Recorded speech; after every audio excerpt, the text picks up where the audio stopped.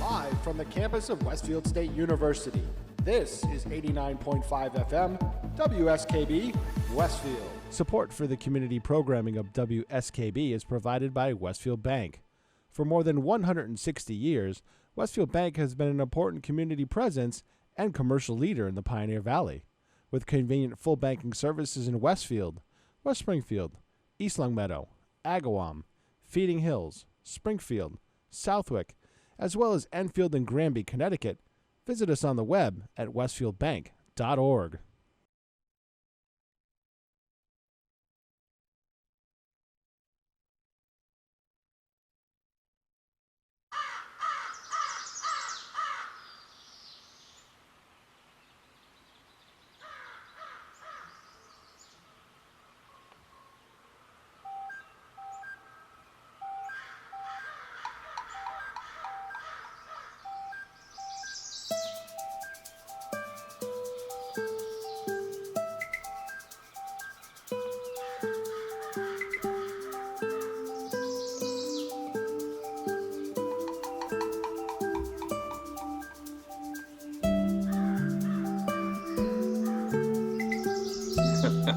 Wow, it is Tuesday morning.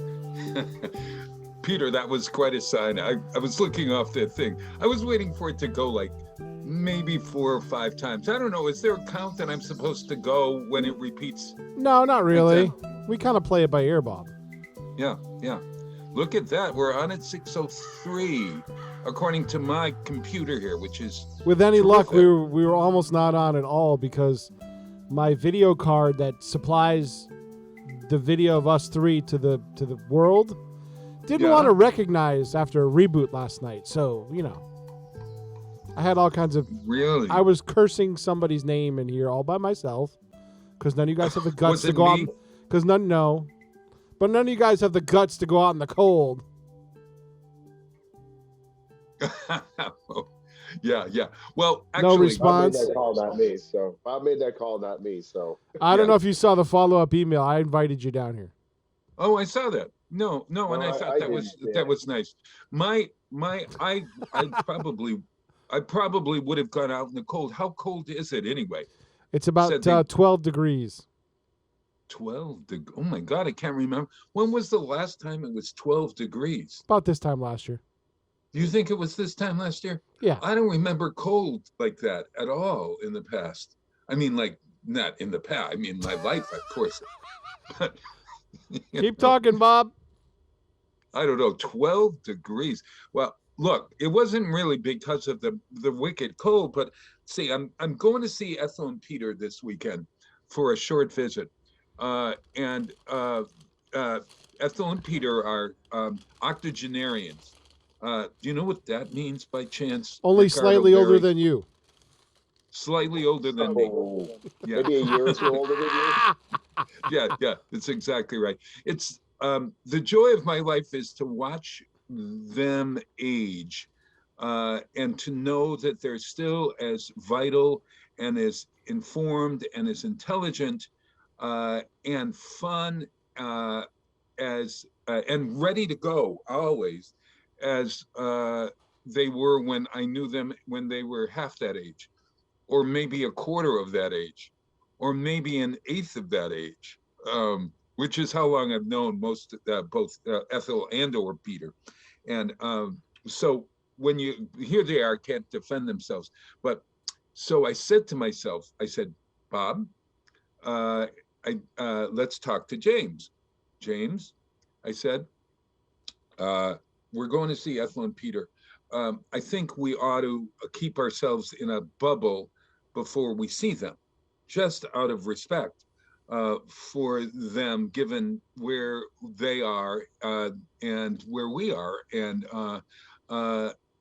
in our advanced age. So I said, we'll keep ourselves in a bubble and not go anywhere, and who cares? I kind of like I sleep 15 minutes longer when we're on like Zoom. Does that happen with you, Rick? Do you sleep longer when you're on Zoom than in regular life? No, I get up about the same time. Do you? Yeah. No, I Yeah, get 15 minutes more. So yeah. I That's don't know because you don't whether have to go that to means Dunkin'. anything at all or not. Because you don't So have to it go to was Dunkin' basically, Donuts and sit in line, right? yeah, exactly right. Yeah. And then, I have to get in the car and then go to Dunkin' Donuts and then whatever, and then walk across that parking lot. And as a 76-year-old man, I've learned a new thing about walking. Okay, when you walk on ice, here, let me see. You're supposed to lean over your body a bit. Bob, do you So, realize if you're the first person in here, you can park right next to the door? And I'd rather have you oh, do that on icy no, days. no, I know. Yeah, yeah, yeah. But we're in a bubble until I'm ready to come out of my bubble. My COVID anxiety bubble. You Uh, watch too much news, Bob. well, maybe I do. Yeah, I but told my mother the same thing. Now she's got COVID. She's going to get over it. no, she does. Yeah, my brother probably contracted it before he went to Florida for a wedding because he's only there for 4 days. So it's really hard to catch COVID and then get it on the plane or start showing symptoms on the way back.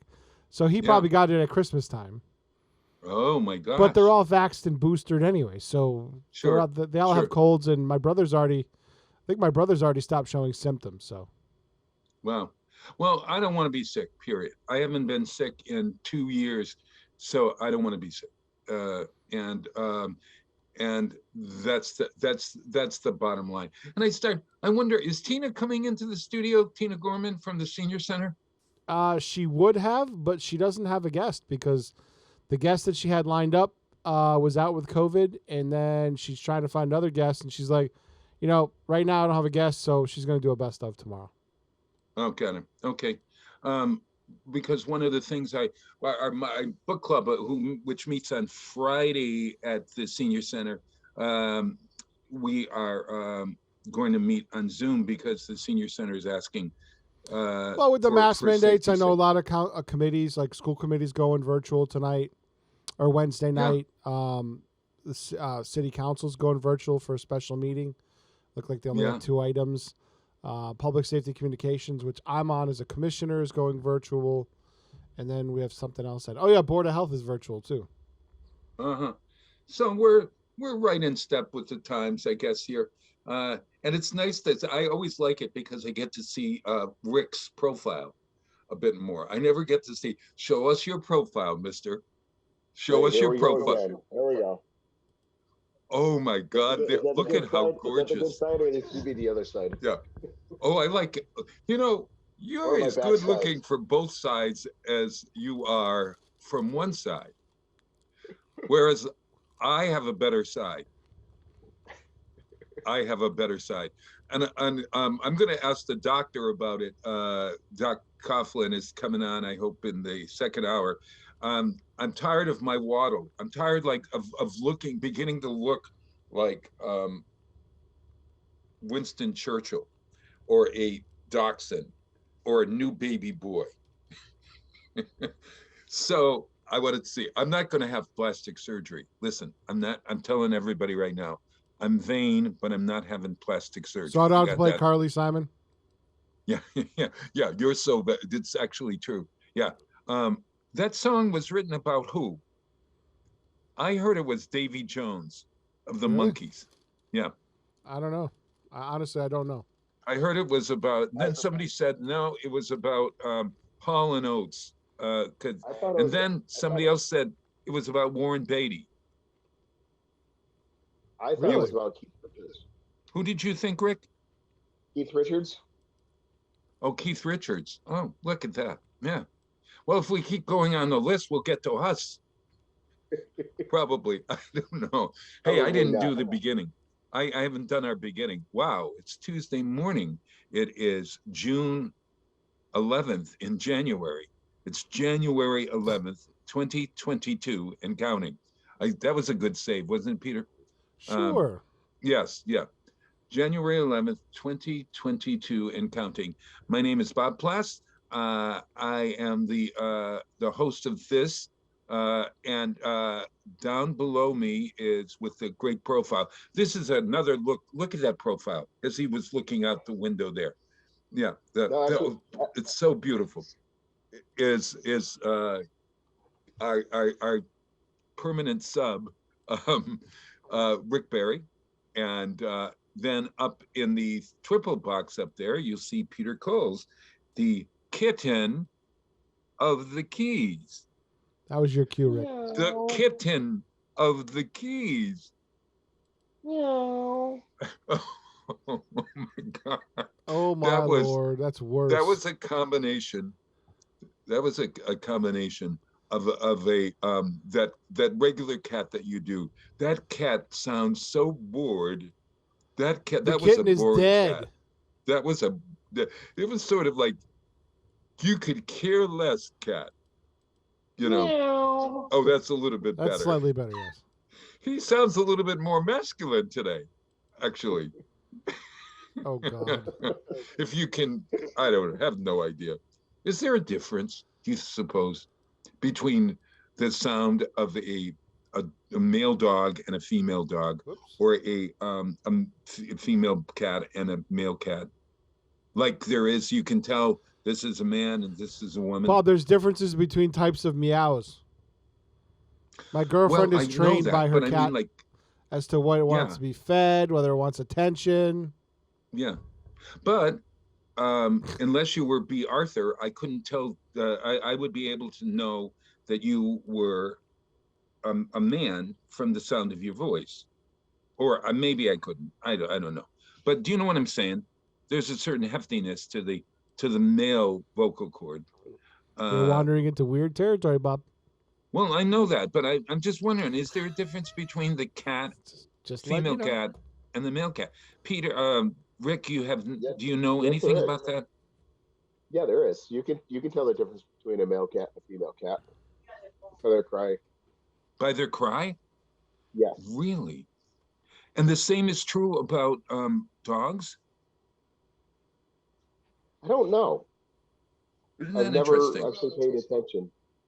Yeah. To that You know who might know, who knows everything about anything having to do from the neck up is Dr. Coughlin. Put that down on our questions to ask about the vocal cords. He will be able to tell us about a male vocal cord versus a female vocal cord. You know, at any rate. So where are we going with this? I don't know. No, don't know. I don't know. It just occurred to me that I had never thought of that um, maybe Frankie had a different sound than Ava, the dog around the corner. You know, I don't know. A Just a dog's bark is almost as unique as its fingerprint. Well, true. And you know what? Morning, A Michelle. man's voice in the world, in this non-gendered world, if we call Oh it that. boy. No, no.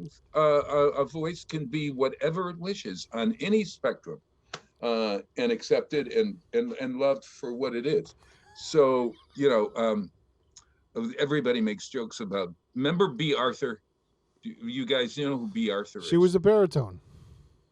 She had a very low voice. Yeah, Yeah, she and was a baritone. Golden Girls with Betty. Uh, she had a very low voice. James was once was writing a transcript or helping some friend of his to do a book, and there was interviews with famous actresses or people and women in the theater. And he came to this voice, and he went a half hour thinking it was a man in the theater Sure. that he was, and then he said, "Who is this man talking about all of this stuff?" And it was B. Arthur. So you can have whatever voice you want. I prefer my voice to be, I don't know. I like a low. I'm a bass baritone, so I have a choice of high or low. High or low. What are you when you sing, Rick? Oh, there's Michelle. She's going to work, it looks like. Dale, Yeah. good morning. Yeah, she Yeah, didn't. She could she's care getting ready less. to go to work. Yeah, Yeah. she was Oh, as no, bored as that cat of yours. Yeah. Yeah. Well, according to the Google machine here, Yeah. it says that typically male dogs have a softer bark than a female dog. Really? Well, you know what? Really? Yeah, That's actually true. And I don't know if it's true, but with my dog, it's not. But it says that the females can have a deeper bark, but usually females, especially those that are smaller breed, don't. So it's kind of a generalization. I don't know. Yeah. Amongst my girlfriend's dog, the female dog has a sharper bark.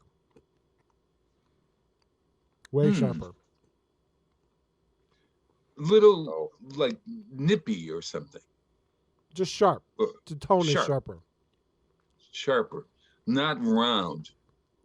I get what you're saying, Peter. The male dog almost yelps. I'll have to record him sometime. You'll hear. We got it. Yeah. I'll record him when I must come. Be a big study on this. I'll record him when I come in someday because they go nuts until I sit down on the couch. So I can bark. They can bark for a good couple minutes when I walk in the door. You know what? And then you bring it in, and Rick and I will try to decide which one is the male and which one is the female. And then I'll show the video. Right. Oh, you can show okay. Got it. I'll do it as a video. Personally, I'm trying to think. Did my mother lower her voice when she was angry at us? I think she did. Absolutely. It's more effective. So one of the things they told me in dispatch school. Yeah. If you want to calm somebody down that's hysterical, you stay with a repetitive tone and a low tone. You never rise to the level of anxiety or excitement. Because if you stay calm, it will calm them down. Oh gosh. I was thinking of that in the way I talk, because when I'm on the air, I think sometimes I talk too loud. Everybody out there, you can probably say, yes, you talk too loud. And I spit when I talk. So just be glad I'm on Zoom. Have you ever noticed I spit when I talk, Rick? No, he's mute. You're muted. You are muted. You are muted. Sorry. There we go. Yeah. No, usually I'm at the other end of the desk, so I don't notice that. Yeah, I do spit when I talk. I noticed. You aspirate, Bob. It's not spitting. It's aspirating. Oh, I'm aspirating. Okay. All right. Don't ever be in the front row when I'm singing. Honest to God, you'll get a lunger right in the middle of Old Man River. I'm telling you. Just I'm prepare for telling a Gallagher show. Holy mother, wipe it off. Um, yeah, yeah, it's so true. Oh Lord. I am. I think I'm a little too loud sometimes. So I was thinking, maybe that's why kids sometimes. I have to really watch it when I'm talking to kids. So I kind of like I modify my voice a bit and I make it a little bit softer, so that when I'm talking to kids, it's a little bit more like this. Is that a little bit better than my regular voice, which is like this? Or there's there's that commercial voice. Here, I'll do a commercial.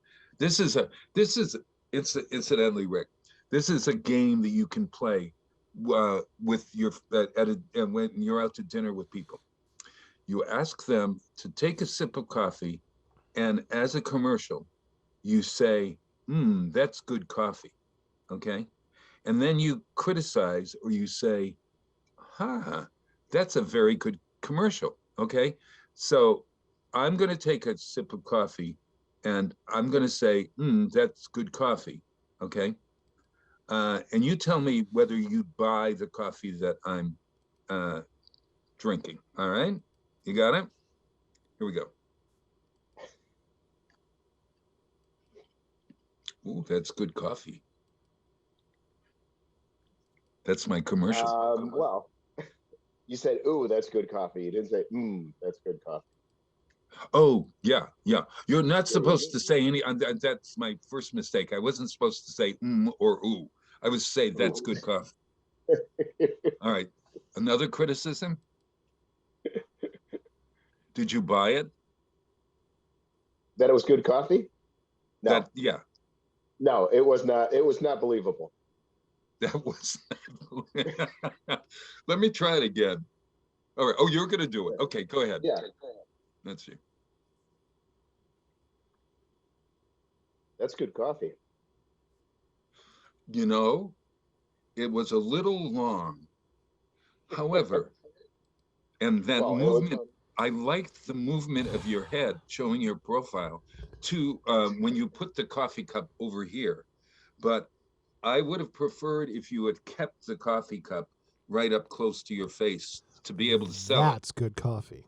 Oh, okay. Peter, we got to be looking at you. That wasn't bad, though. Now, try it again. That's good coffee. You know what? I think that's a win. What do you think, Rick? There you go. There's the That was really voiceover. good. I can ham it up with the best of them. That wasn't hamming. That was realistic. No, yeah, wait a minute. Let's try it. I'm going to try it again. You mean I'm a better actor than you, Bob, for a pitch line? It's I possible. can't memorize a zillion lines, but a pitch line I can deliver with the best of the BSers. Yeah, yeah, yeah. No, that's very true. That's very true. Taken from the man who was the Beaulieu Bunny. I was the Beaulieu Bunny. You know this story. I was the Beaulieu Bunny for years on television. But nobody beats Beaulieu Nobody, Chevrolet. but nobody sells for less than Beaulieu Chevrolet. And I did that little twitch at the end of my notes. Yeah. Oh, Rick, that was going to be that was a silent. That's good coffee that you just did. Bob, you know what? You should be, if we ever do trivia night again, Yeah. we should do that as a trivia question. Who was the Beaulieu Bunny? Beaulieu Chevrolet Bunny. And you can't answer it. You can get it It was right. so ridiculous. They had me sitting at a desk with ears on. And this was not it might have been near Easter, but I don't think it was on Easter. And and then it was later than Easter, and I had to do another one. And I said to the guy who was doing it, I said, "Isn't there anything that I can do? I mean, to recognize the fact that I got ears on?" And then that's when I came up with like that. What's the sense of the what was the sense of the ears? I think initially it was because it was an Easter sale at Beaulieu Chevrolet, and then the bunny became the symbol. Okay, and then they switched me to George Washington. I cannot tell a lie when it the following year. So I cannot tell a lie. Beaulieu is, what's the line? What's the Beaulieu Nobody Chevrolet? but nobody beats Beaulieu. Nobody, but nobody sells for less than Beaulieu Chevrolet. Nobody.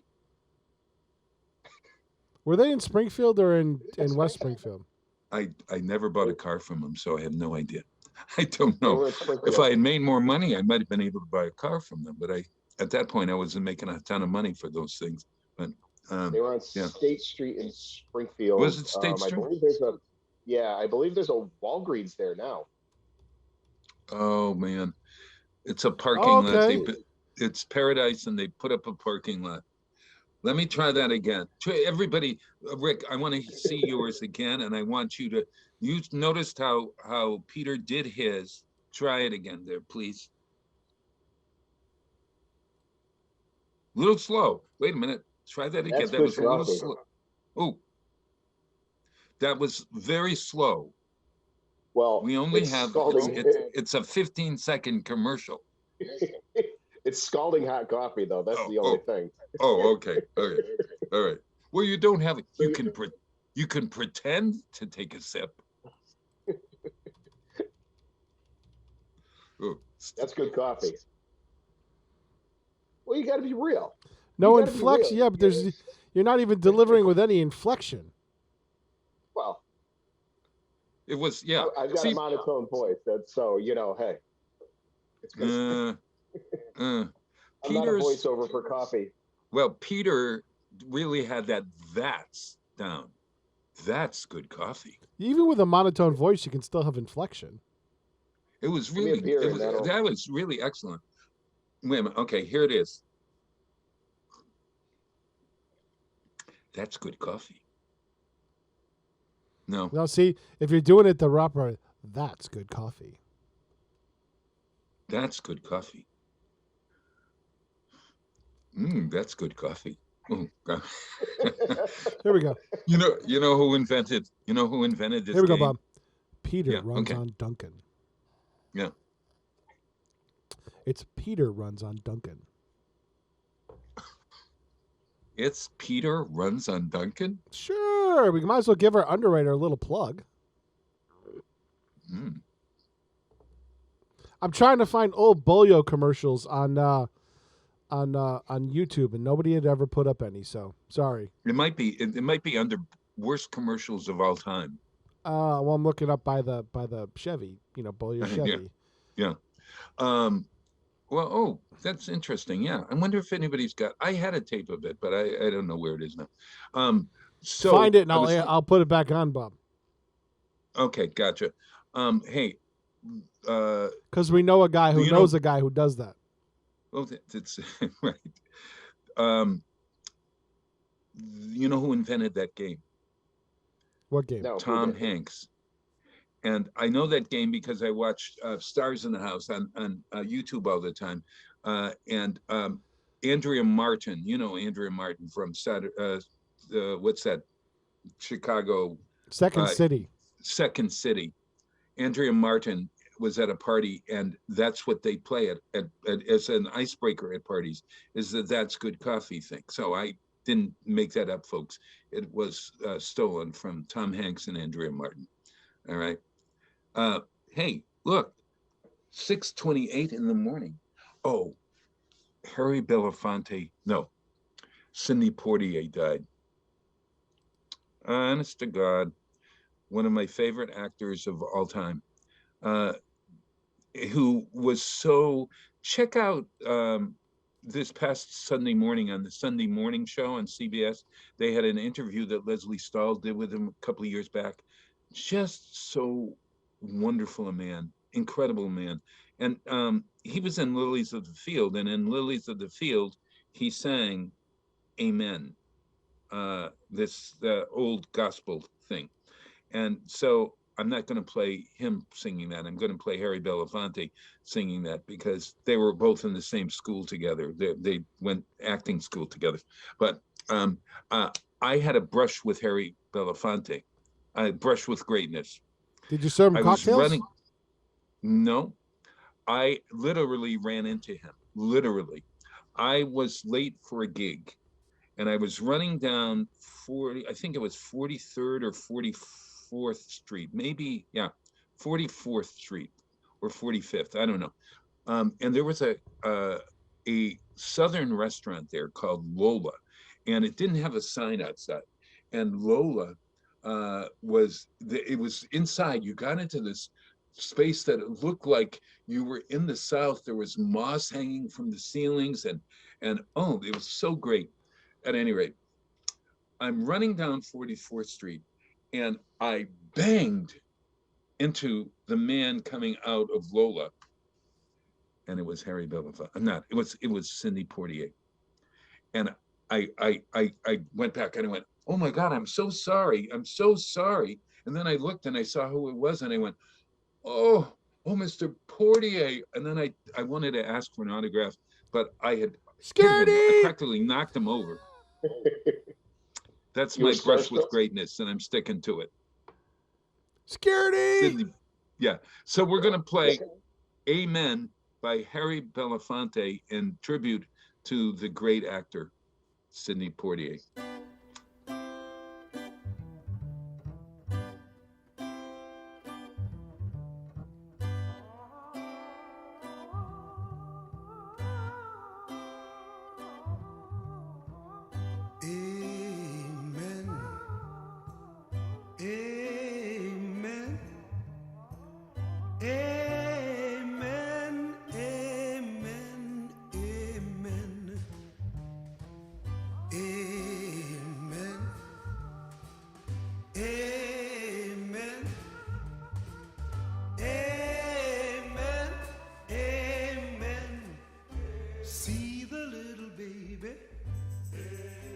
Wrapped in a manger on Christmas morning. Amen, amen. See him in the temple, talking with the elders, who marveled at his wisdom. Amen, amen. See him at the seaside, talking with the fishermen, making disciples. Amen, amen. Marching in Jerusalem, over palm branches, in pomp and splendor. Amen, amen, amen. Lord have mercy, blessed Savior. Amen, amen. Right before Pilate, they crucified him. Rose on Easter. Amen, amen, amen. Hallelujah. Amen to save us. Amen forever. Amen, amen, amen. Hallelujah. Amen. Save us. Amen forever. Amen, amen, amen. Hallelujah. Amen to save us. Amen forever.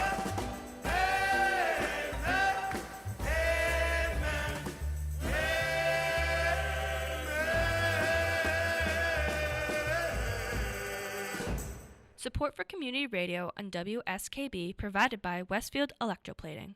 Employing over 140 skilled platers, painters, and technicians, Westfield Electroplating was founded in 1946 and was the first company in the country to achieve National Aerospace and Defense Contractor Program accreditation, proudly maintaining that status for over a decade. Westfield Electroplating provides over 50 quality finishes to meet your corrosion, cosmetic, or performance needs. On the web at www.westfieldplating.com or 413-568-3716. Westfield Electroplating, putting the finishing touches on technology. Join us the third Wednesday of every month with Selectman Joe Didi and his take on everything Southwick. Community Radio. 89.5 WSKB. Live from Studio 120 at Westfield Technical Academy, this is WCPC Channel 15 and 89.5 FM WSKB Westfield. Wow, it is Tuesday morning, and that's good coffee. June in January. I'm pretending that it's June in January because the 12-degree temperature today. It is June 11th, 2022 in counting. If you're that sort of person that needs to know the date. Hey, and I am here with great Rick Berry and Peter Coles, the great Peter Coles. And hey, I've got another thing to tell you that is really something else. I got a phone call from my cardiologist this week, thanking me for thanking him. Do you remember the story that I told last week? What? Rick, why don't you tell that story about Sacco? I forgot about Sacco. You live in your dirty socks? Yes, yeah. Tell about this. Tell about this story here. You left your dirty socks at the doctor's office. Right. And my cardiologist. Yeah, his nurse made you this sock monkey for Christmas? Or did your cardiologist make it for you? Well, I called them to thank them, okay? And the next day I got a phone call from Dr. Kyle Richards. Dr. Kyle made this for me. Unbelievable. I said, what are you talking about? I thought you told your secretary to take this socks and send it out and have somebody make a sock doll. And it wasn't a secretary. First, she's his PCN. I should clarify that, of course. And wonderful woman. But Dr. Kyle had my socks in his office somewhere, and people were complaining that these socks were there for a long, long time. And he said, it's about time I did something with that. So he went online and he found how to make a sock bucket, and he put it together for me. And so Kyle had to go out and buy the eyes. And right here where there's the Band-Aid, his staff, Jennifer, suggested to put a Band-Aid over the hole where my toe stuck out. Okay? And well, because it had a boo-boo bop. Yeah. And then he was really upset because he said, Bob, I'm so upset because I made the mistake. I turned the socks inside out for the tail. And he said I wanted to redo it, but then I said, oh, hell. And so Sacco has a tail that is a little bit different, a little lighter than the rest of the puppet. And I'm calling the puppet or the doll Sacco Van Petty. I was going to call him Sacco Vanzetti. You know Sacco and Vanzetti? You ever heard of them? Either one of you? I have heard of them, yes. But I think they're murderers, if I'm not mistaken. Sacco and Sacco and Vanzetti. I think they stole the Lindbergh baby. Could they have stolen John Lindbergh? What's his name? Lindbergh. What was the air pilot's name? Lindbergh. Charles Lindbergh. Could they have stolen Charles Lindbergh's baby, kidnapped Charles Lindbergh's baby? Rick is checking on this.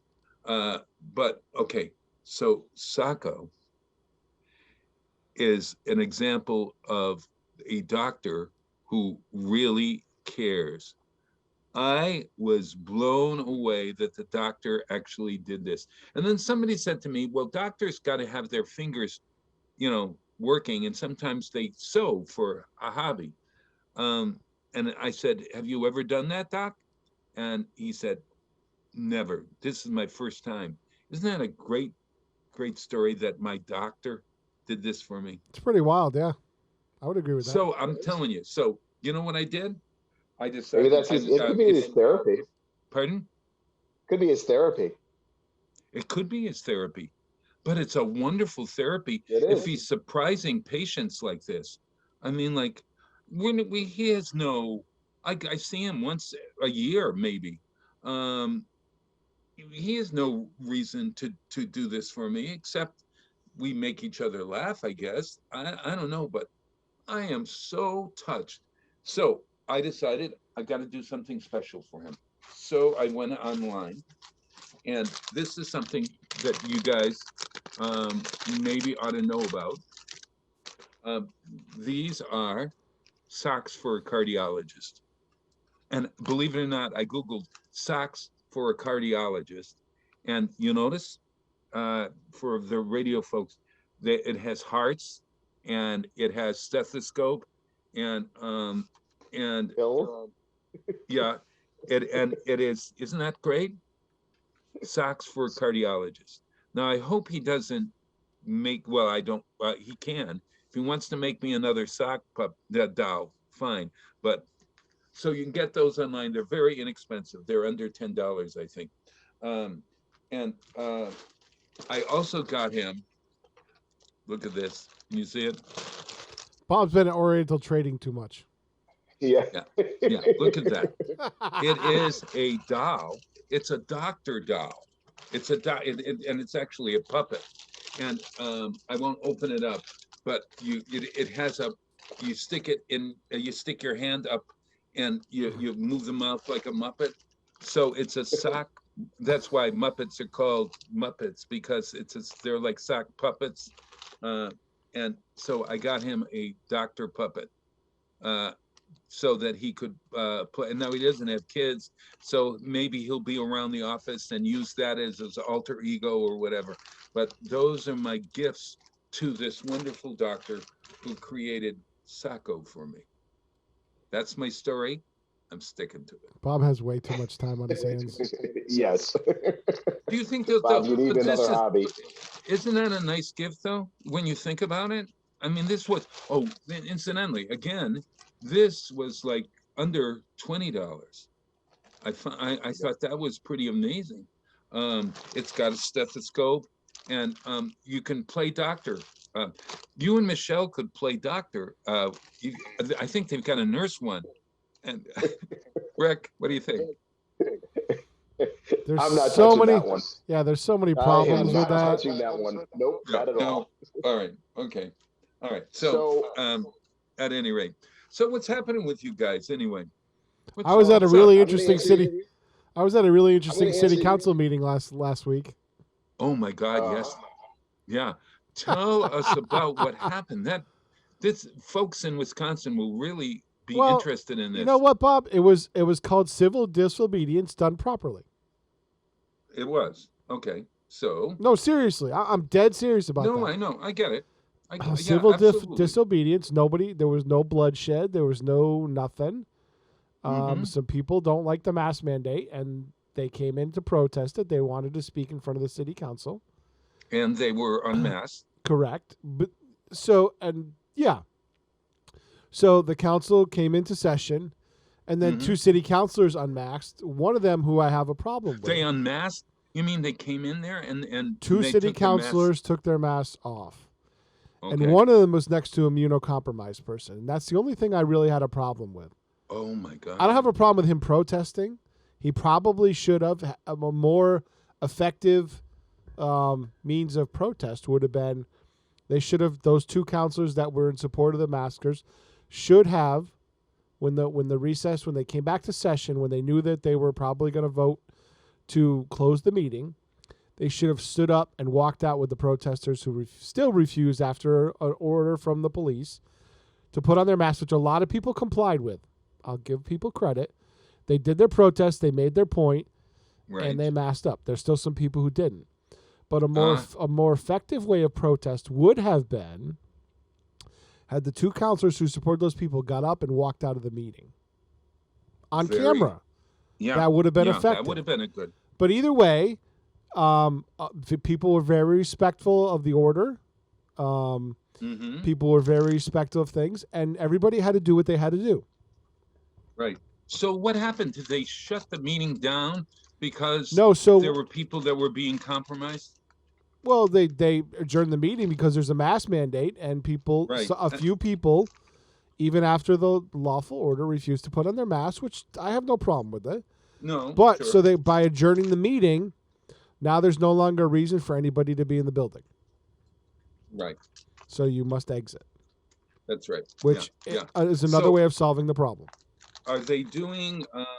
Are they going to do Zoom meetings from now on to avoid that? I know that there's a special meeting coming up this week, but it's only addressing two topics, which have to get done, which is the bond order for the new school, which has to get done. I mean, that has to get Right. done. And the only other topic I saw on the agenda was the job description for the city assessor who is retiring, and they really need to fill that role.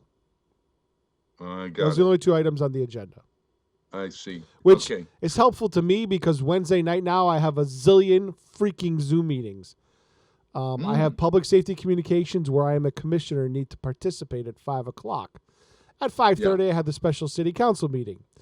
At 6 o'clock, I have a board of health meeting.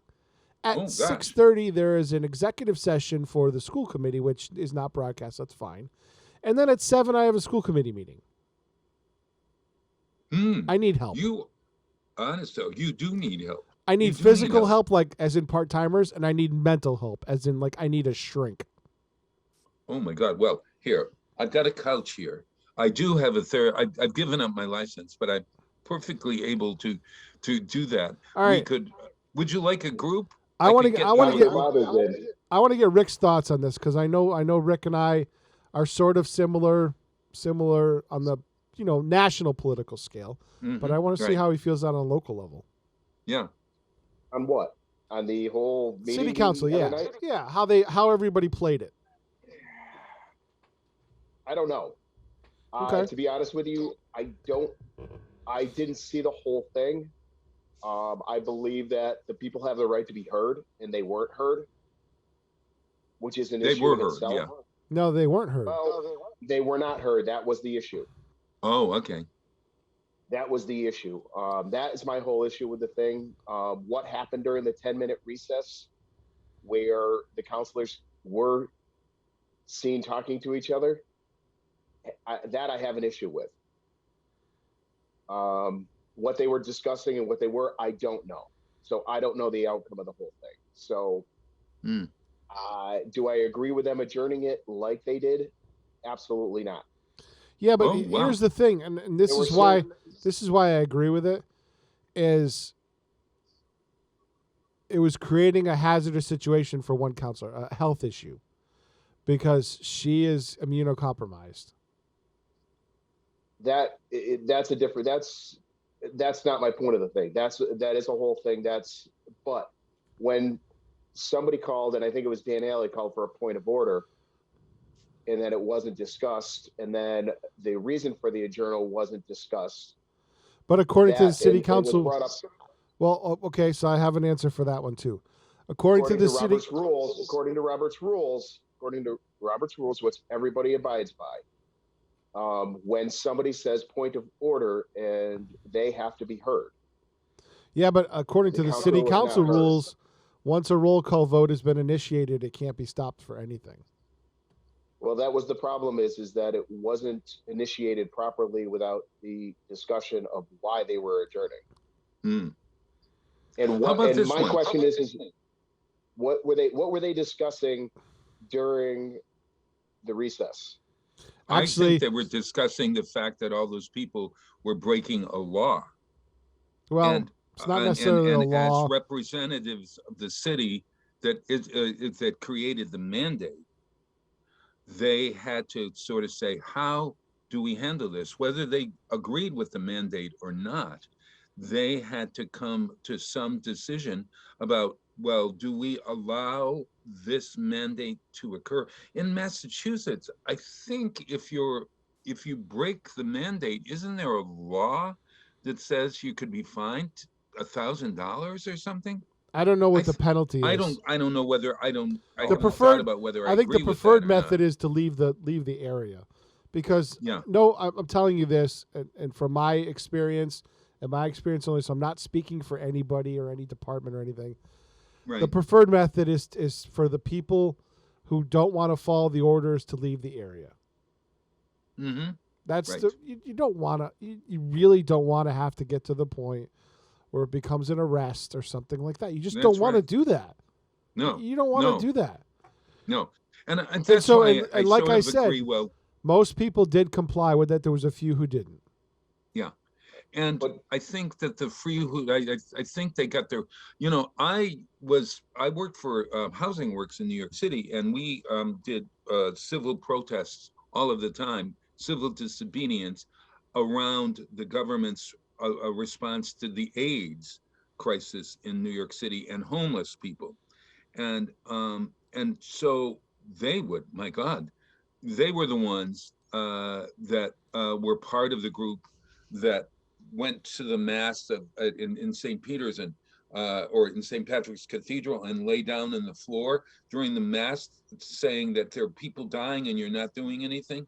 I mean, chaining yourself to a desk at a meeting, running into a meeting and breaking up a meeting. I mean, like, All right, so Bob, and here's where it gets fun. yeah, Now we shift, and here's the problem with a lot of this is people are angry right now, and it's Yeah. not necessarily at the local level. mhm, It's at the national level, and they don't have anywhere else to express their anger mhm, other than local bodies of government. mhm, right, And so, right, so the fact that Squirrel, I've watched media coverage, and I do it from an eye of being at one time in the media and seeing how seeing how it works, and not just local media, national media. When I worked for a satellite company, we dealt with national media, as a rental company all the time, doing uplinks for them. yeah, yeah. And this is all a distraction. Everything right now is a distraction. The COVID case numbers were always a distraction. It's always, always, always been about hospitalizations and deaths. That's what it's always about in any pandemic. Mhm. And so there's Well, there's bigger also a problems lot out of- there. There's bigger problems out there right now. Like far more people are dying from overdoses of drugs that are being brought in across our southern border because our executive branch has decided we have an open border. And across an open border just doesn't come hundreds of thousands of people every month. Comes with the cartels running the show. They now make a ton of money off bringing all these people across. And what does that fuel? That fuels their drug operations. Yeah. Okay. So that's another whole topic, and so we can talk about that in another time. But But I, what I I'm saying is our government should be able to multitask, and what they do is they move us from issue to issue to issue to get us scared, and to distract us from what's really going on. And most people can multitask, so I Yeah. don't forget about the southern border because we're having a Omicron thing, which will get us to the end. You know what I mean? This gets us to Yeah. the end of the pandemic. See, I can It's- it's multitask the all way- these things. it's the wag the dogs. It's the wag the dogs theory. Exactly. yeah, it's It's a hard one. This is a very, very hard one, and I I think if you narrow it down, what happens, and Peter, you said it very clearly, people are angry, and the individual person has reasons for their actions, just like immigrants crossing a border have reasons why they want to cross that border, other than drugs. And so it becomes complicated. The anger toward a government that isn't responding to the needs of the citizens needs to be expressed. And I'm whether our government, and when I said that, I don't mean that the Biden administration is responding, not responding. That's another whole issue, and we can argue that day in and day out. But what I am saying is that people's anger has to be expressed in some way, and whether it's civil disobedience, like at the city council meeting, And again, I give everybody credit because everybody, I think, handled it properly. yeah, and I think until the law or till the mandate is lifted, then in order to avoid that, or you make a decision that yes, indeed, these folks are going to be allowed in the chamber without their masks because they need to be heard. Or maybe we move the meeting outside, or maybe we put it on Zoom and then they can come on Zoom. Okay, Bob, you can have that meeting outside today. Yeah. Or tomorrow, when it's going to be even colder. So, yeah. It only feels like -3 outside. So, or excuse me, -4 right now. So. Oh my God, I might go out just to feel what that's like. I haven't felt -4 in forever. But at any rate, temperature dropped. We got to take a break. Hey, you know who died also is Marilyn Bergman. Marilyn was the composer, the lyricist on so many famous songs that you may or may not know. She did a lot of work with her husband, Alan Bergman, and Alan and Marilyn Bergman, the soundtrack of a lot of our lives. They wrote The Way We Were, the lyrics to The Way We Were, and they were really clever in the writing of their lyrics. And Marilyn died in her 80s this past week, and so I thought I'd play one of her hits. The reason why I'm playing it is because the lyrics are just incredible. She manages to utilize metaphors for a circle in this song in so many different ways. A circle in a spiral, a wheel within a wheel, never ending or returning on an ever spinning reel, like a tunnel that you follow through a tunnel of its own, down the hallway through a cavern where the sun is never shown, through a door that keeps revolving in a half forgotten dream. Well, at any rate, you listen to Noel Harrison, who is Rex Harrison's son, singing his one big hit, The Windmills of My Mind. And this is in tribute to Marilyn Bergman.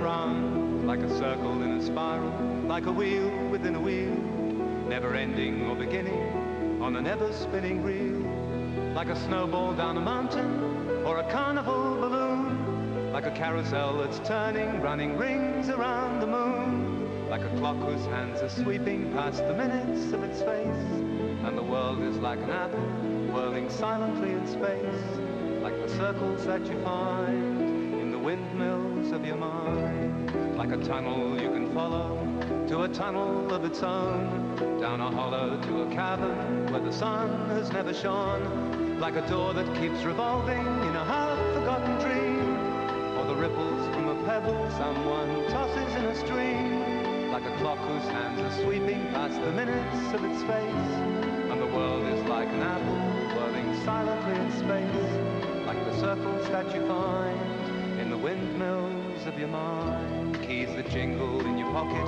words that jangle in your head. Why did summer go so quickly? Was it something that you said?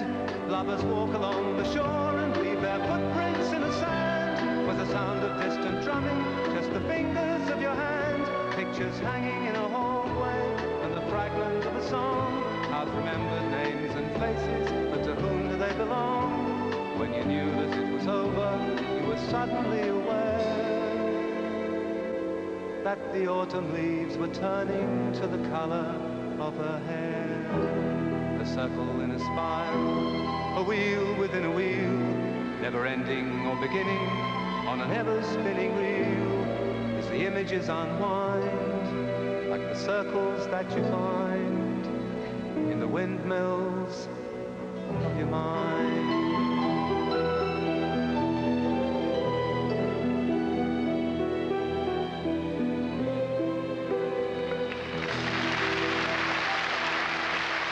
Underwriting for the community programming of WSKB is provided by the Boys and Girls Club of Greater Westfield, serving the youth of the Whip City and surrounding communities since 1969. For more information on the Great Futures Club for ages 3 to 5, happening weekdays, and the Club Teen Center for ages 11 and older, weekdays from 6:30 till 8 p.m., go online at bcgwestfield.org or visit the club at 28 West Silver Street. The Boys and Girls Club of Greater Westfield. Great futures start here. I'm Mark Auerbach. Join me every Friday at 8 a.m. for Arts Beat, where you'll meet interesting actors, directors, designers, and musicians here in Western New England. Community Radio. 89.5 WSKB. Live from Studio 120 at Westfield Technical Academy, this is WCPC Channel 15 and 89.5 FM, WSKB Westfield.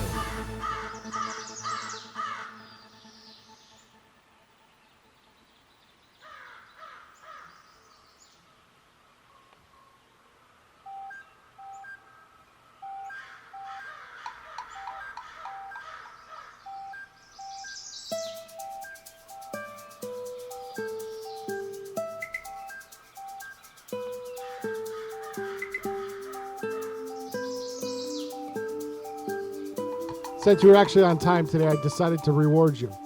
I love it. You know, I've been asking for you to play this for a long while. And you're never on time. Well, yeah, we sometimes don't have time. No, you're never on we're doing time. so well today. Huh? You're never on time. I'm never on time. Yeah. My God, it's 7 o'clock, and there is my theme that you hear at 6 o'clock in the morning if you're up that early. That's by Lin-Manuel Miranda from Into the Heights. It's just played over and over. It's an alarm clock. And Peter Coles adds the caw, caw, caw, and the birds, and you have the theme from Westfield on Weekends. Hi, everyone. It's Bob Plass. I'm here. It's January 11th, 2022, and I am here with our permanent sub, Rick Berry, in the bottom corner. And if Xerox would ever let Jay leave West Haven, we might get him back once in a while. Oh, okay. Oh, right. I know. JPEG Luca is out on the road working. Peter Coles, the kitten of the Keys, right there. Let's hear your masculine cat. Meow. Meow. No. Oh, that's a man making the sound of a masculine. No, that's a cat that's hungry. Meow. Oh, there. And since Dr. Coughlin is bashful, I put up his still. Well, thank you, Pete. Can you hear me? Oh, yeah. Okay, Yeah. Beautiful. Thanks for having me, guys. Oh, I wish we could see you, but I understand. Are you in your pajamas? I wished I was. I'm already in my office. We've had a number of illnesses, so I came in early and worked late, and I'll be late this evening, but we get through. Oh, my God. Yeah. Everybody's dealing with health issues today, not only with COVID, but with the flu. And it's something that it was interesting. I'm sure you've heard about it, but one of the best things we can do to reduce the COVID is to gargle or rinse. And, no, I didn't hear that. Tell us. Yeah. So for the last 2 years, prior to every dental appointment, we have our patients rinse and gargle. There are antiviral mouthwashes out there, but basically any mouthwash that has an alcohol content and the client or patient is willing to gargle or rinse for between 30 seconds and 2 minutes significantly reduces the viral flow. And in 2 years, Ascent Dental has not had one client, one patient catch COVID from our office. And of our 60 employees, not one employee has had COVID from our office. We've had employees that went on vacation, that went to weddings or birthday parties and caught it, but no one has caught it in the office. And it's interesting to see that some of the prerequisites now are the recommendation of the gargling or rinsing with a mouthwash to decrease the viral count. And it's just serendipitous. It just made sense to our organization, so we implemented it. But now it appears that it's one of the most cost-effective and simplest ways to protect yourself and the people around you. I love it. You know, that was happening when I've gone to the dentist several times in the last year, and every time they've offered me this mouthwash to take. I was thinking that's a great idea. I wonder if it's because they don't want to have anyone have offensive breath, and Well, That's what I was thinking that about. certainly doesn't hurt things Yeah. as someone who's practicing with the public. But I think the real advantage today is to decrease the aerosol flows and spillage that comes from just routine dental care, people coughing, spitting, the high-speed drills, fixing teeth. All of those create aerosols that have sputum, salivary contents, bacteria, and virus. Just something for anybody. You can do this at your home, do it before you go to bed, do it when you wake up. And I think it might be something for you to consider when you go to your dental appointment. You might want to just rinse for 30 seconds to a couple of minutes, not just for yourself, but for the people around you. Oh, it makes a lot of sense. Well, and it won't work unless your like for instance TheraBreath, which is what I use. You use that 24-hour, it says get good breath for 24 hours, and Dr. Levine, Yes. or I can't remember, somebody recommended it right on the label there. Dr. Katz, I think it's Dr. Katz. Correct. And That to is answer your alcohol question, free. that should be helpful also. Anything that's going to dislodge the bacteria and virus from the oral cavity, I think most of the data is telling you that the virus is in the nasal passages and in the oral cavity. And depending on the variant, some are more virulent when they're in those areas, and the reduction in the amount seems to be helpful. I was just doing this serendipitously, but it appears now that those recommendations are out there.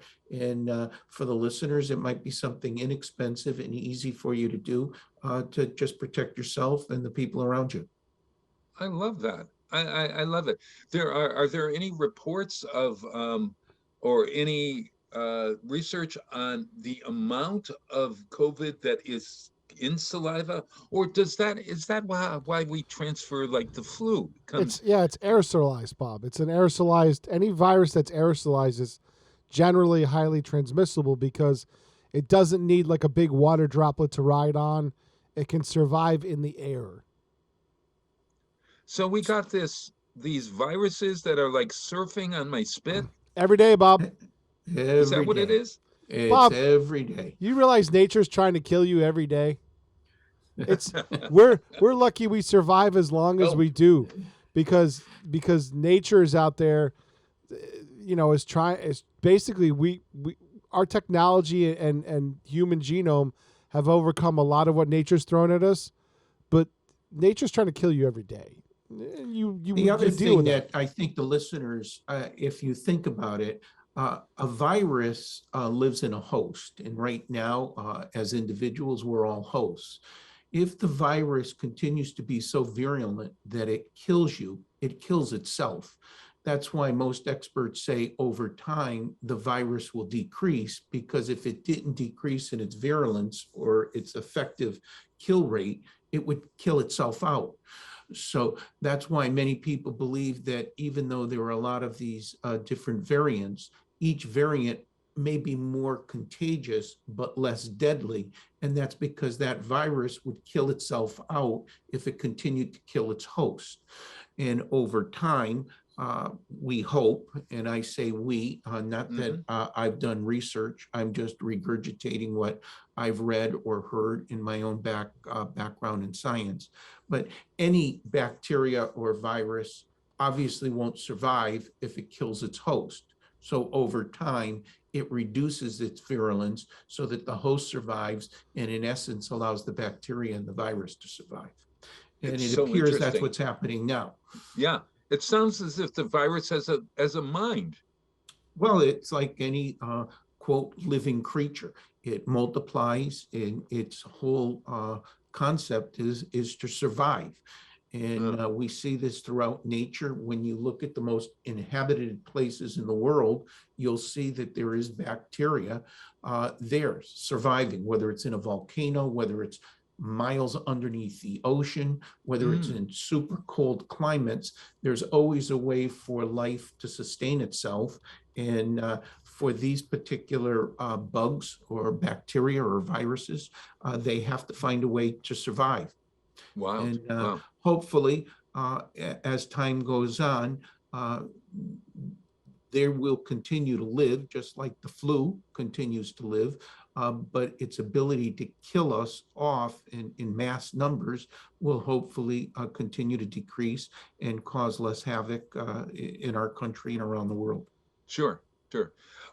Hey, Doc, we had a question from earlier on. I'm going to ask Rick Berry to repeat the question for the doc.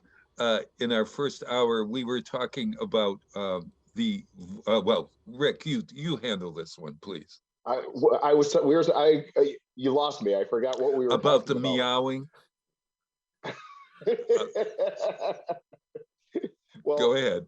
You know, I apologize right now, Dr. Kevin. But, Rick, go easy on me here about the meowing, okay? It sounds important. I'll do my best. It is very important. I apologize in advance, but Bob seems to think because you're a dentist, you have all the knowledge of everything. Well, above the head. Right. Above the neck. Well, let me clear that up, Rick. That is a total fallacy, okay? All right, a complete and total fallacy. Even when I sound like I know what I'm talking about, most of the time I'm probably going to be wrong. So we can clear that right up. Well, Bob's question was, does a male cat sound different than a female cat? Oh, absolutely, yes. In all my cat research and studies over the last decade or so, yes. And for the listeners, you can take that to the bank, okay? just don't deposit it. Yes, right. Don't deposit it. Well, no, well, Rick, you got to explain the theory behind this. We were talking about animals and whether you could tell when you hear a cat that it was a female or a male by the sound of its voice. And of course, this is saying that it can be whatever it wants to be on that spectrum. And then Rick did some research for us right here on the show that dogs, indeed, ask that question. See if the doc knows that the answer to about the dog question and about his barking. Question? Yeah, you learned something about. See if the good doc knows about dogs. About the difference between a male and a female. I think I do know the difference between a male and a female, even without the dental degree. And I don't know if this is the appropriate show for me to go into details, but it is radio. I can tell you that for the last 10 days, my wife and I have been babysitting for my daughter and son-in-law's dog and for my son's dog. And I honestly believe these animals do try to communicate with you. After a couple of days, I knew exactly when the dogs wanted to go out to the bathroom. I knew when they were hungry. They actually looked like they were trying to talk to me. That means they're trained properly. Yes, that could be it too, but I swear to God, Kevin, it was like dealing with a little baby. Kevin, are they male or female? They're two male dogs. Two male dogs. Yeah. So the question that Rick has for you about their voices is... Can you distinguish the difference between a male and a female dog? I probably can't, but I would venture to guess that these animals can. I mean, I think that's one of the basic mating things and mating calls. Not only do they use the sense of smell, but they also use sound, and I would imagine sight to determine the opposite sex, and that's what causes and allows procreation in the entire animal kingdom. Wow, we never got from the sound of the voice to sex, but you just did. Rick, it's all about sex, Bob. Rick, okay? I mean, let's face it. That's true. Yeah. And when we were talking before, Michelle was getting ready for work, and she heard me, and she walked over and she says, she goes, male animals have I don't think I have to finish it, but that's what she said. That's how you tell the difference between a male and a female. And I would concur with that, even with limited biological background. Well, okay, Yes, so you can here's tell the difference. here's the question that Rick I've been wanting Rick to ask. Are the vocal cords of a male different than the vocal cords of a female? They're different in the human being as far as size is concerned. But the location and general structures are similar. But the actual size of the vocal cords tend to be larger in a male than in a female. You add that with genetics, and that's what creates the different tones and different sounds that are created. We've all heard many musicians that have a very high pitch, and you have females that have a low pitch, but generally they're the identical organ except for size. The male vocal cord or voice box tends to be larger than a female's. Well, okay. And all of that I just made up on the cuff, Rick, okay? Because I didn't want to disappoint Bob with my incredible knowledge of all things. Hey, at least it sounds really good. Yes, the problem now is Google. People will be Googling it and saying the damn fool doesn't know what the hell he's talking about. So please don't Google, just accept it that because it came from my lips, it has to be fact. That's very true. Now, Kevin, actually, Rick read that the sound of a female dog has a bark. The bark is different. And what was the difference? Yeah, it's sharper. It says it's sharper and deeper, and a male's dog's voice tend to be a little more high pitched. It says on certain breeds. Isn't that interesting, Kev? Well, I mean, this is how life exists. If we weren't able to procreate, we would be destitute. We'd be gone. So the ability for humans and animals of all types to communicate is what keeps that species alive. And whether you do it through pheromones, whether you do it visual acuities, whether you do it through smell or a combination of all, it's just the basic premise. We've all seen animals mark their locations, whether it's with urine, feces, a combination of both, scratching on tree bark, but it's all a way to perpetuate the race.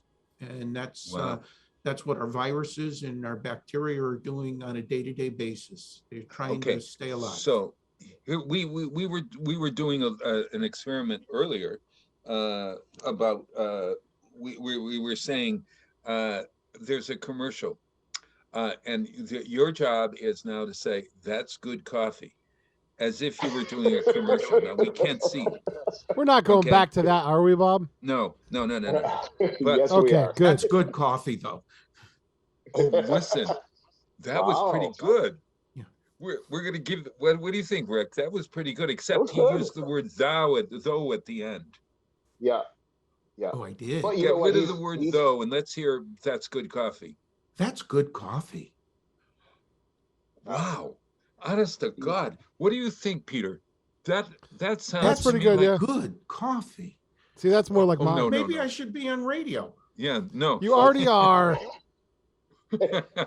That was on the numerous platforms too. I've heard Dr. Kevin's voice on his commercials too.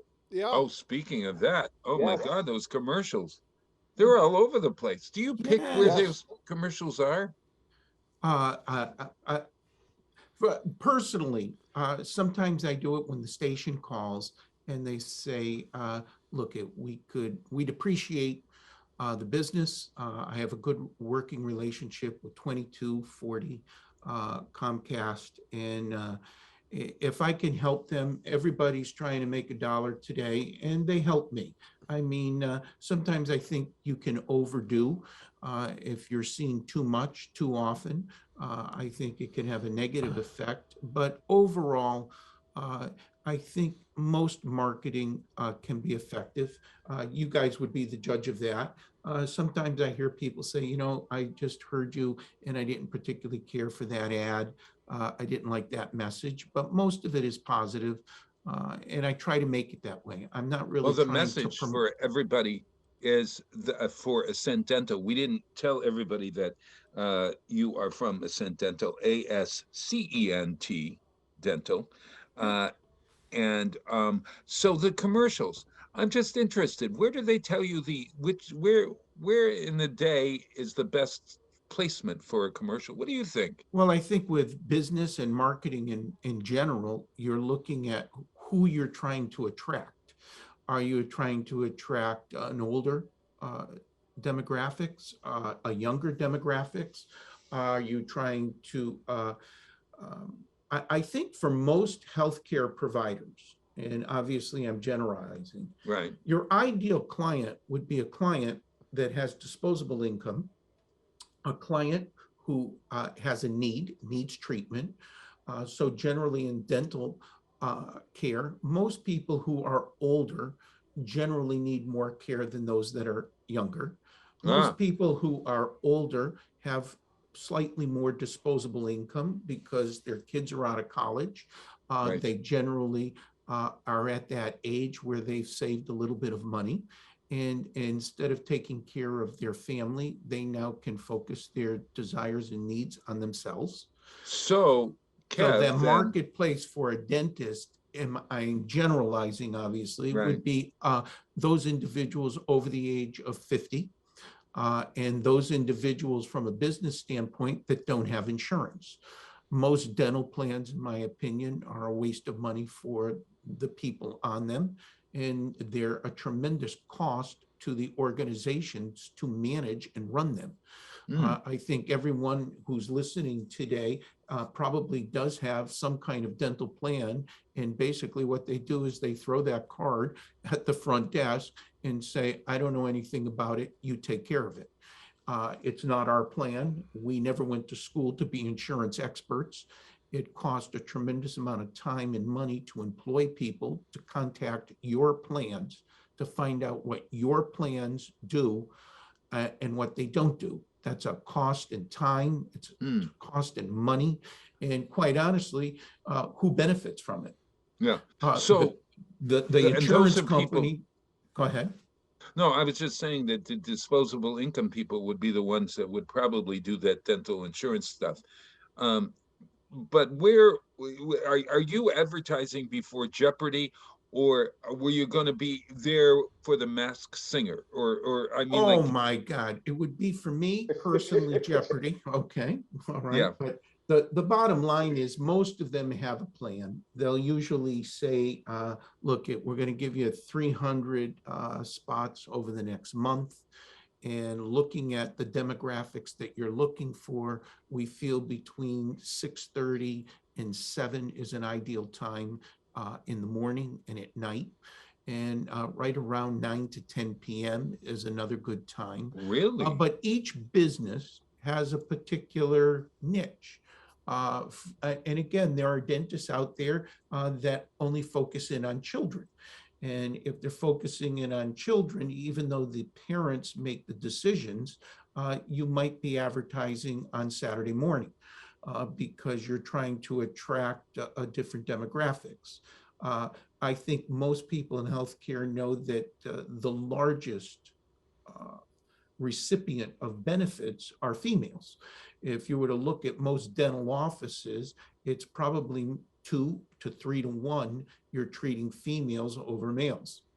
Uh, that may be changing over time, but generally women seek care far more frequently than men, Wow. certainly in the dental So field. say that again, the difference between male and female. I know just When that, you take a look at an average dental practice, and let's right? say that average dental practice sees between 10 and 15 patients in a day, 2/3 of those patients are going to be female. It's Wow. generally the female who are bringing the children into the office. It's rare that I'll see a man bring his kids into the office. It happens. It's happening more than it ever has happened, but it's still That's good. predominantly women. So if you're trying to build your business in the dental field, my personal opinion is it would be a higher focus on females. So you're going to be advertising on let's say the Food Network. I'm just Oh, generalizing because more yeah. women are probably watching the Food Network than males. So once you understand the market that you're trying to go after, I mean, that's how Google has survived. They know exactly what your interests are. They know exactly what you're interested in. And then they laser focus the marketing to that specific demographics and topics. And So interesting. yeah, I and who And that's they're how I make my targeting decisions. Yeah. Yes, Rick. targeting your audience is what Yes. you're doing. Yeah. You're targeting your audience is what you want to do. It's more cost effective for your advertising dollar. Yeah. And where we like to target our audience, we are targeting cat lovers and dog lovers. We're the we are targeting people who like Seinfeld, people who what's our demographic? Peter, who's that? What's our demographic for Wow, it's Tuesday? I don't know, Bob. You're pretty diverse. Right, but Hmm. when you're doing a show from 5 in the morning until 8, I would think most of your college students probably aren't tuning in Oh, at 5 a.m. and 6 a.m. It's no, probably this going to is true. be an older group of people with diverse interests. And also because this is community, I think people who are interested in the politics of Westfield, what's going on in the towns locally, are probably more adept at tuning in than another demographic group. And I mean, these stations, whether it's be Comcast, local TV, the data and information that they have, they know their audience. And they try to guide their advertisers, because obviously if I get no response from the advertising, why would a business person spend money to advertise again? So to me, the key with all marketing is the ability to track. At the end of the month of December, we had 186 new clients come to Ascent Dental Care. Out of that 186 clients, roughly 80 were from TV and radio. So Wow. that's a pretty good return on investment. Yeah. If I found out that there was only 8 individuals, I might say, you know what, I think I'm going to cut back from radio or TV or both, Yeah. because my return on investment really isn't there, and those funds need to go into a more appropriate area. Wild. Wow. Hey, everybody, we got to take a break. I saw, I don't know if you guys have seen this. You got to watch it. Rick, you're going to love this documentary. It's called Summer of Soul, and it's by Questlove, who is the from The Roots on Jimmy Fallon's show, and he's the producer. And it is about the Harlem Cultural Festival, which happened in 1969, the same summer as Woodstock. And it's got every big person in in the African American music industry at that time, the black music industry at that time. Unbelievable. And they've got footage. They taped it, but it never went anywhere. No one ever produced it until they found it. Questlove, as we like to say, found it in the basement of a in Secaucus, New Jersey, or someplace, and so they have all these great artists. Oh my God, you won't believe the artists. Stevie Wonder and the Staple Singers and whatever. But they started with the Chambers Brothers singing a song about Harlem called Uptown. And I thought I'd play that. But check it out. It's probably going to be nominated for an award. I don't know. Have you seen it, Doc? Summer No, of Soul. I have it. Is it Summer of on Soul. HBO? Is it on Showtime? I think it is on. It may be on Prime. I have a smart television, everyone, and I go Summer of Soul, and it says Summer of Soul, and then it comes out, and and there it is.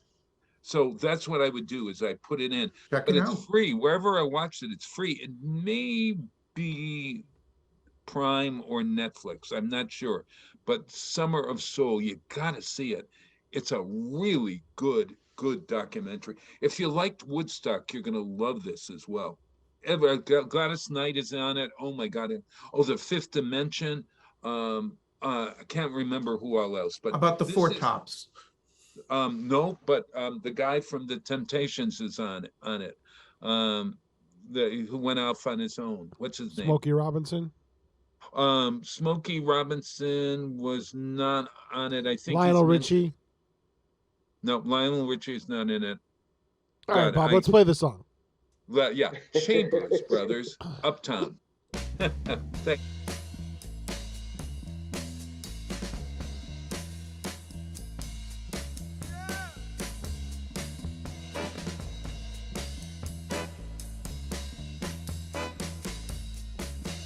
I'm going uptown to Harlem, gonna let my hair down in Harlem. If a taxi won't take me, I'll catch a train. I'll go underground, I'll get there just the same. 'Cause I'm going uptown to Harlem, gonna let my hair down in Harlem. 120, 50 now, here I come now. Get ready for me, 'cause I'm coming for fun. I'm gonna eat me some chitlins and some black-eyed peas, some barbecued ribs and some collard greens. I'm gonna party for days in Harlem. Leave the downtown ways for Harlem. 'Cause I'm going uptown to Harlem. Gonna let my hair down in Harlem. If a taxi won't take me, I'll catch a train. I'll go underground, I'll get there just the same. I'm gonna make it to the cave and Shalimar. I'm gonna down places and down to small. I'm gonna make it to the playhouse and Red Rooster too. I'm gonna talk the truth and well too. I'm gonna have me a hole in Harlem, and that ain't a hole in Harlem. Some chitlins and some black-eyed peas, some barbecued ribs and some collard greens. I said, going uptown to Harlem, gonna let my hair down. Yeah, come on, everybody, everybody, we got to hair down. We got to go up to Harlem.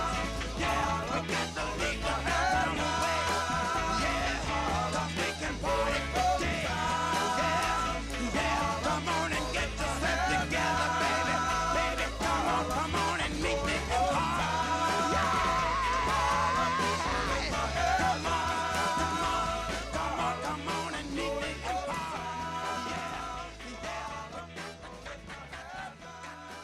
Support for community radio on WSKB is provided by Betts Plumbing and Heating Supply Company, an independent, family-owned wholesaler serving Westfield for over 50 years, specializing in plumbing, heating, and industrial piping supplies. On the web at bettsplumbing.com or at 14 Coleman Avenue in Westfield. Join us every Thursday morning from 6 until at least 7:30. Check out the Bobby G and Company Show right here on WSKB 89.5 Community Radio. 89.5 WSKB. Live from Studio 120 at Westfield Technical Academy, this is WCPC Channel 15 and 89.5 FM WSKB Westfield. Wow. What was that? It's Tuesday. It's January 11th, 2022 and counting. We're having a great show with our permanent sub-host, Rick Berry, the kitten of the keys himself, Peter Coles, and Dr. Kevin Coughlin, the Duke of Dentistry and beyond. And beyond. And beyond. Beyond what, right, Rick? Beyond what? Well, you've diversified your business, though, right? I'm sorry, what did you say? You've diversified your business, right? Oh, yeah. Am I correct? have Scent Laser Aesthetics, which is a med spa here in East Longmeadow, Massachusetts. It's about 5,000 square feet. I have 3 nurse practitioners working with me, along with a couple of doctors and some estheticians. And it focuses on non-surgical treatment, such as wrinkles or rhytides, fillers, threads for lifting and smoothing out the skin, lasers, a tense pulse light, and radio frequency devices. And I enjoy it. It's something new. I started it about 7 years ago, and it's up and running, and we're open 5 days a week from 9 until 6 p.m., Monday through Friday. And Is then there I have, a big clientele for waddle lifts? Well, what do you do about waddles? well, not that you have an excellent chin, Bob. Let me just say that. But the fat pads underneath the chin can be destroyed either by cryotherapy, which is cold, or heat therapy, or it can be done by chemicals. Kybella is an injection between 10 and 30 injections underneath the chin. And other than a little ecchymosis or black and blue areas, it dissolves the fat. I think what the clients have to understand is whenever you remove fat, you create sagging skin. So generally, you're going to want to tighten that skin after you've removed the fat, whether you're doing it the inner thighs, outer thighs, the buttocks region, the abdomen region for most men. But the concept is destroy the fat cells and then tighten the skin to make a nicer cosmetic appearance, and also to be healthier. And then where do you draw the line? You've removed the fat, you've tightened the skin. Now, if you want better muscle definition, we can do that with electromagnetic therapies where you're contracting the muscles.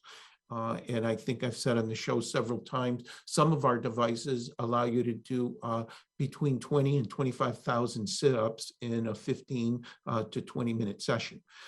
So all of these things could be avoided if we ate better and exercise more. But in most cases, either because of medical issues or just time constraints, people don't do that. And these are areas where I'm amazed every day at the amount of self-esteem that's destroyed because people are unhappy with their appearance.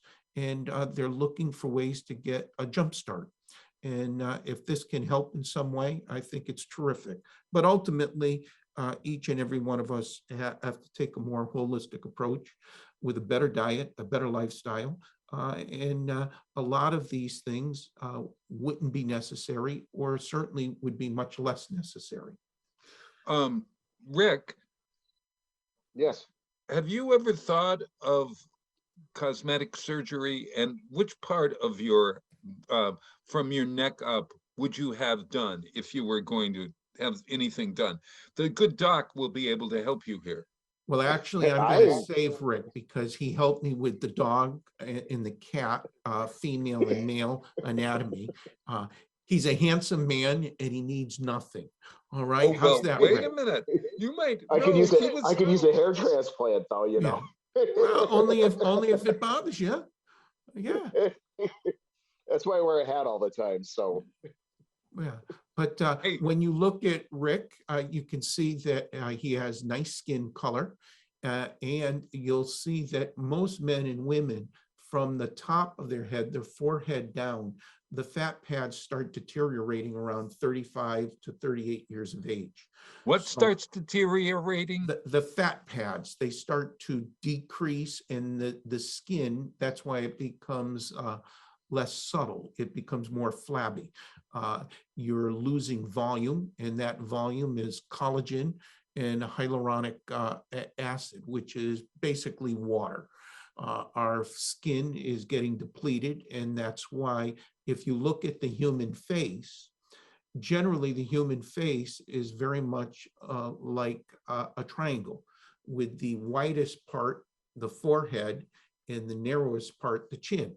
But as we age, the base of the triangle starts to go more towards the chin and the apex towards the head, because gravity is causing our skin to fall, our fat pads to decrease, and we're losing volume in our face.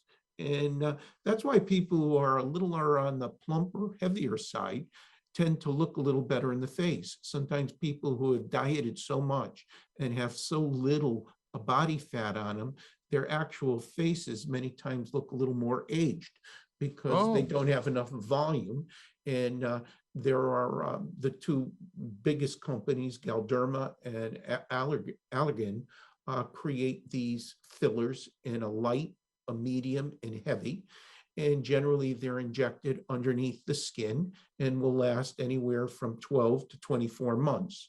There's pretty much no one on TV that you're looking at that hasn't had fillers or neuromodulators in their face, in their lips, to give them a more aesthetic appearance. So you said the light and the heavy. What light what? Heavy Well, what? they're hyaluronic acids that are cross-linked. They're in a syringe, so they're injected. And when I say heavy, light, and medium, when you see men and women who have beautifully formed lips, you're not going to put a heavy product in the lips. It would look unnatural. And when you felt it through either a kiss or something like that, it would feel too artificial. So you're using a much less cross-linked product. The problem is the lighter the product, the quicker it wears away. So if I'm doing injections in the lip to give someone a more pouty lip, a better Cupid's bow, just aesthetically plumping out the lips, generally they're going to probably need it done every 6 to 9 months. If I'm going to plump up your cheek area, I need a heavier product to make that volume stay there, and that's going to last closer to 18 to 24 months. You and, know, these are things that, you know, so many people have an interest in knowing about it, because almost no one isn't interested in looking better, whether they want to spend the money and the time, but under the right circumstances. And what I mean by that is if Rick was to get divorced tomorrow and he decided he was going to be back in the dating game, the first thing he might do is say, you know what, I think I better maybe do a few things. I'm going to maybe lose a few pounds. I'm going to exercise a little more, and I'm going to take a look and see if I can get a reduction in some fine lines and wrinkles. Like any man or any woman, generally there's some precipitating event has happened, whether their kids are getting married and they go, geez, I got to go to this event. And I just, you know, we don't take care of ourselves. And I'm in the kissing booth during Pumpkin Fest next year. So you got to come in. Yeah, we're gonna plump that upper lip out, and you're gonna get a lot more people kissing you. Let me tell you that. And that's the way it goes. But that extra business, that additional business that Rick asked about, Ascent Laser Aesthetics, there's a huge demand for elective procedures, and we went from 0 clients to a little over 1,000 in 3.5 months. So that gives you a pretty good indication that people are interested in it. Well, so tell me this. You mentioned that the dentist practices have more females than males. How about at Ascent Dental? I mean, at Ascent Laser? It's even more. It's probably 90%, 10%, 90% females, 10% males.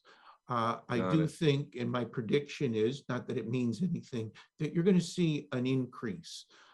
You're seeing men, particularly, they hate to see hair on their back, and many of them don't like the hair on their chest. And the laser hair removal Do you do that at Laser Aesthetics? Oh God, it's probably one of our more popular. The number one device is the Modus AX, and it's put out by the Cartessa company. And it's, in my opinion, the only hair removal that I've seen that actually consistently works and doesn't have really any pain, any discomfort. I can tell you that for females, I can't tell you how many women have done their underarms and their legs just because they don't want to waste time shaving. They just Really? want that clean look. And I would say the hair removal is probably one of the most requested treatments that we do.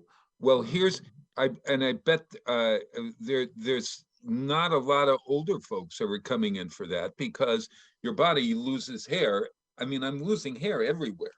Yeah, well, join the crowd. We all are. The other thing is, as we get older, that hair becomes finer. It's called vellus hair, and it becomes finer and lighter. And the finer and the lighter the hair, the more difficult laser treatment is, because laser reaches the pigment, and the more pigmented or darker the hair is, the more coarse the hair is, the better the results you're going to get. Hey, Doc, when, for instance, we've got Mr. Barry here, who's got a lot of hair on his chest. Hey.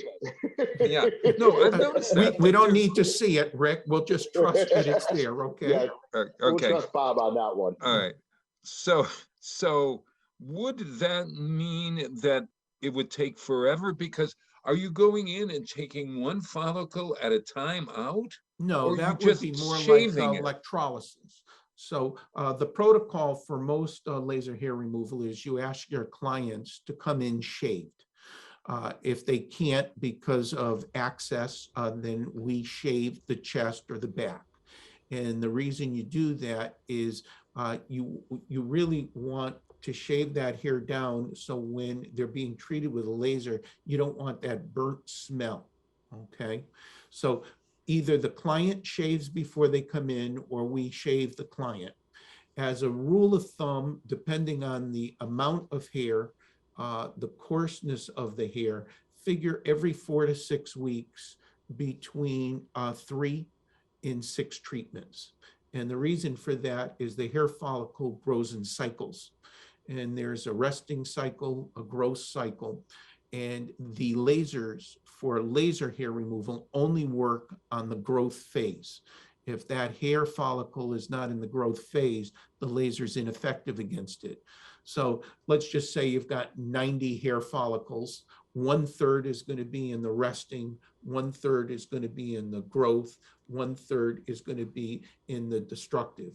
So you need to do a series of treatments because the laser is only working in the growth phase. And that's why we have you come back every 4 to 6 weeks. Figure and you're killing 3 it. and 6. Is that right? Yes, you're it's killing destroyed. my hair. It's done. It's gone. I can tell you that, you know. How long would it take to do well, you have a very manly, you have a very manly chest, and so does Rick. So it probably would take between 20 and 30 minutes.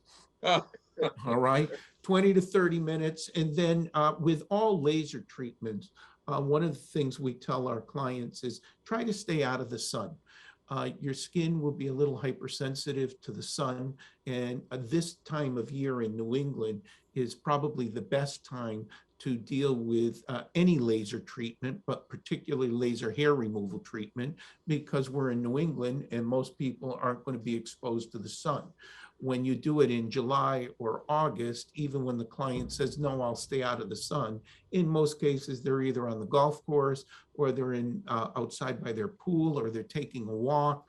They may have their shirt on or their bathing suit on. And you're not allowed to do that with laser? I mean, because we prefer you don't. And the reason for that is that tissue or skin is hypersensitive to the ultraviolet rays. I get it. They're going to get more apt to get a burn, sunburn. So we suggest you use an SPF block of at least 40 on your body when you're going outside, just to protect that skin, which is going to be a little more hyperactive. Wow. Wow. Hey, Doc, let's take a break. I wanted to play a song from Wisconsin. Our Wisconsin musical director, Chris, has come up with yet another great unknown musician. This guy's name is, let me just see if I can find it here. His last name is Fussell, Fussel. And his first name is, Jake. where the hell is it? Oh yeah. He's got a great name. Thank you, Peter. It's Jakes with an S on it. Xerxes with an X. Xerxes. Xerxes. What a great name. Xerxes. You sure it's not Yak? Jacques? Oh, I wonder if it's Jacques. Xerxes. What is it? Jacques Xerxes Fussel? Fussel? You know, that might be it. It might Since be he's so Jacques. close to Canada? Yeah, because he is, but I think he's from Georgia or someplace, if I'm not mistaken. And he is a person who writes his own music and stuff. This is from an album of his called Good and Green Again. It's an instrumental. It's actually a really cool song. It's Frolic, it's called. So let's go out and frolic in the cold weather today. Doc, I'm ready for you. You want to go frolicking? Any day, anytime. All right, I'll call you. All right. Frolic.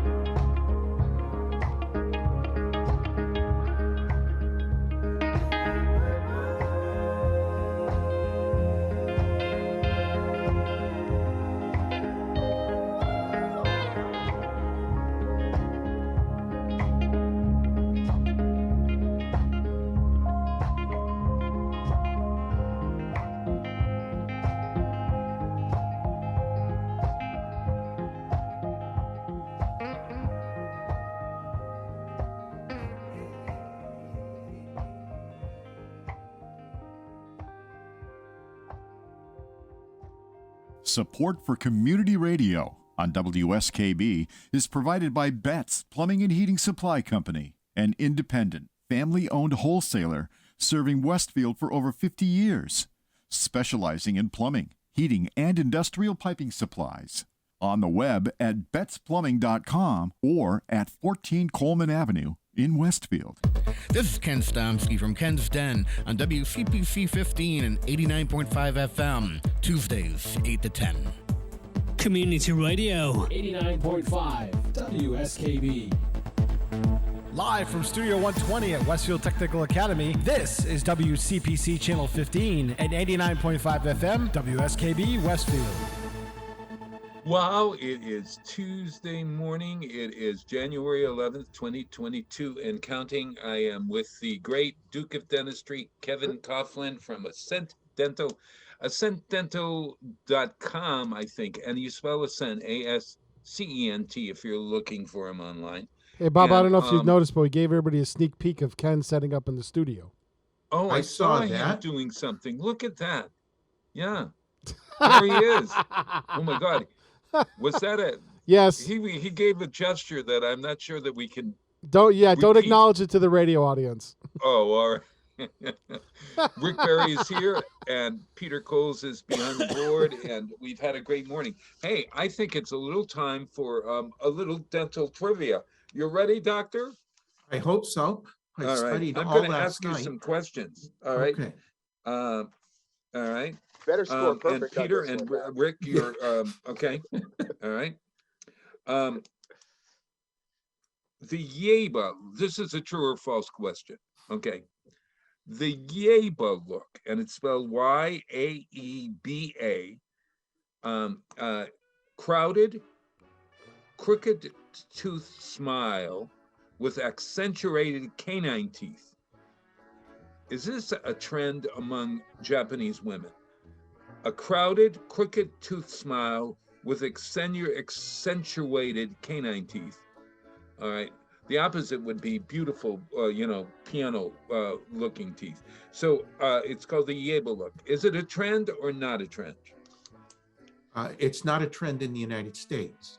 It may be a trend in Japan, but not in the United States. What do you think? Really? You think that Japanese women want to have large canine teeth like a vampire and crooked tooth smile? Yes, that is a trend in the Japanese, just like the Chinese that wanted the small feet. These trends come and go. I would think most dentists in the United States would not provide that kind of care or treatment. I would think most dentists anywhere wouldn't, because you have to look not just at the component of the cosmetics, but the function. And when people move their teeth, they're not really thinking about the function. They're only thinking, I want this particular look. And quite honestly, the only reason you have teeth are for function. And the more beautiful the teeth are, generally, the better the function is. It's rare that something unattractive and ugly functions well. Nature has made us function, and form and beauty all follow the same. The more balanced the body and the mind is, the more beautiful usually the individual is. Ricardo, the doctor just said, are you trusting this doctor? Has he told you the truth? Or I've got to go with the expert. You're going with the doctor. I've got to go with the doctor on that one. It seems silly enough to be true. Peter? So do Japanese women have a crowded mouth, basically? I would say they do. I think it is a trend in Japan. Yeah, they're absolutely right. Unbelievable. I'd like to end the show now with 100 and A plus. Thank you, boys, for supporting me. Yeah. I always go with Doctor. Doctor, this one is about a sneeze. A sneeze zooms out of your mouth at 65 miles an hour, 120 miles an hour, or 600 miles per hour. 65 miles an hour. 600 miles per hour is the speed of sound, I believe. It's something around 600 miles per hour. You are correct on that. I am correct. Yep. How fast does the nasal spray, I'm going to say I would say it's probably 120. But I'm telling you, boys, before you go with the expert, that is a guess. I'm going to agree with you on the $120. $120. Yep. What were the choices? 65, 120, and 600 miles per hour. I would agree with the 120. You would be all wrong. Really? It's 600 miles per hour. Yeah. It's so near to the speed of sound, so why is there no sonic boom? That's true. Why aren't we hearing the spit come out of the sneeze? Well, listen. Because my actually brother a has sonic lot boom of is sneezes. a sonic boom is 620 miles an hour at sea level. That's the speed of sound. 600 miles per hour. Do you believe that? So, Bob, you could spread COVID at 600 miles an hour. Unbelievable. Unbelievable. Doctor, are you trusting that I'm telling you the truth here? I do, because I've heard that before, and it just my mind wouldn't let me go with that kind of speed. But hey, Bob. in any case, Bob, I'm going to change my mind. Wait a and say minute. it's Hold on. 600 miles per hour. Hold on. Yes. How fast is a sneeze versus a cough? According to this, it's 100 miles an hour. A cough you said cough and not sneeze, right? Yes. No, I said sneeze. No, he said sneeze, not a cough. Okay, because coughs are only 100 miles an hour. Oh, okay. Oh, wow. So that's why, still Pete, you got it wrong. You thought he said cough, and that's why 120 was close to 100. That's probably why you went with that. There we are. Yeah, Kevin that's a is nice trying excuse. to validate you there. Oh, Very yeah. good. All right, one last question. If you don't Wait a minute, floss- hold on. I'm reading from a blog on lung.org, which is the website for American Lung Association. Mm-hmm. Here it is. What would they know? Both the sneeze and a cough can have one goal of mine: getting rid of is bugging your body. A cough can travel as fast as 50 miles per hour and expel almost 3,000 droplets in just one go. Sneezes win, though. They can travel up to 100 miles per hour and create upwards of 1,000 droplets. Yikes. Well, That's all from the I American know Lung that Association, so you're wrong. Well, all I'm saying is Dr. Michael's Dental Clinic. I got this from. Oh, for God's sake! You went with Doctors Michael Clinic over the American Lung Association. Well, I don't know. Let's do some more research on that one. Okay. I'm gonna clear this up next month. All right, that sounds very good. Will you do that, Doc? That's your homework. That's your homework. All right, Doc. one last question. If you don't floss, you miss cleaning 35%, 50%, or 60% of your tooth surfaces. If you don't floss, you miss cleaning 35%, 50%, or 60% of tooth surfaces. Doctor? Oh, it's 35%. 35%. Rick, you agreeing with the doc? Yeah, I'm going with the doc. That's it. That's his realm of expertise on that I'm one. taking you guys down with me. Peter? I'm in with the doc. You're both all right. The doctor is absolutely correct. We can always trust Dr. Kevin Coughlin, Duke of Dentistry. Yeah. Hey, The hell with Mike's clinic. You get rid of Mike and you put Kevin on, okay, next time? That's it. That's exactly right. Exactly right. Hey, you guys, everybody, thanks for having me. I appreciate it. Be warm out there. Rick, thanks a lot. And Pete, thank you. and Bob, thanks for having me. You Always guys have a a great pleasure, week. Doc. I'll see you next month. Our final Hey, Bob, song. just one thing? Peter, Bob, let's just one play. thing? Hey, Bob, just one thing. Yes. Remember, end of the month, January 29th, Hamden Ponds, the Penguin Plunge, the 2022 Penguin Plunge. Good. Come and join me. And Doc, go you wanna- online. Where do you register? You can register on Amelia Park Children's Museum, just ameliapark.org. You can find it there. There's a registration form, and donations are gladly accepted. If you want to PM me or message me, I'll tell you how to get a donation to me. Doc, you going to come jump in the lake with me? I don't see why not. It sounds like a tremendous amount of fun. Okay, and I'll have no hair on my back or chest. Okay, so you'll know it's me. I sensed a little sarcasm in that. Oh yeah, really. 8:05 at WSKB. You got some Yes. money. We gotta get off the air because we got Kenny Stomsky. Hey, play a little bit of "I Got My Love to Keep Me Warm," K-Star's mixtape remix of this. Have a good week, Great everybody. Sure. song. I didn't pick the. Stay warm, everybody. I got my love to keep me warm. Hold on a second, Bob. You that's not the song you had listed on there, so I had to. Now I got to change it. Oh, all right. Well, you don't have to. Play the song. Ain't nobody but us chickens. No, I if you got it. like. I got it. All right. I got my love to keep me warm. Bye. Stick around because I'm sure there's going to be an epic Yeah. rant. Talk to you.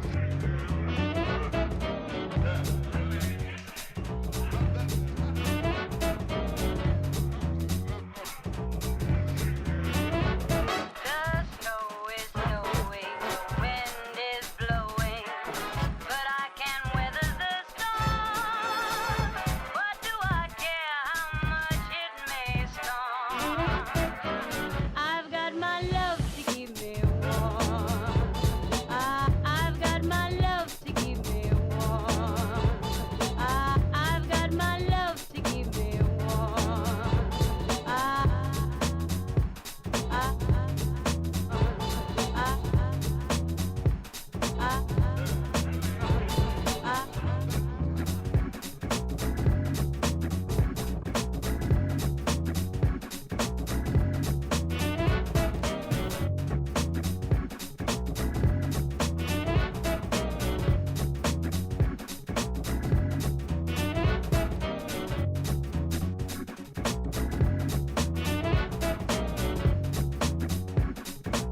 I need got my love to keep me warm. I can't remember a worse December. Just what those icicles for? What do I care if icicles storm? I've got my love to keep me warm. I've got my love to keep me warm. I've got my love to keep me warm.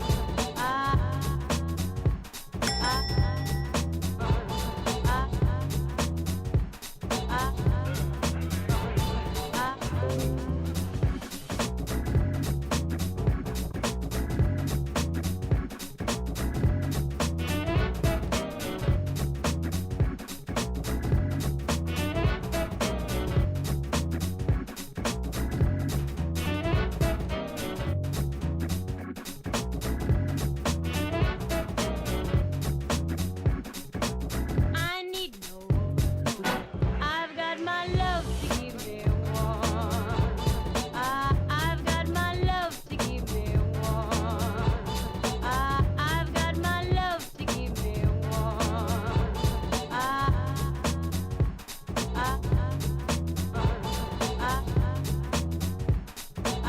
I've got my love to keep me warm. I've got my love to keep me warm. I've got my love to keep me warm.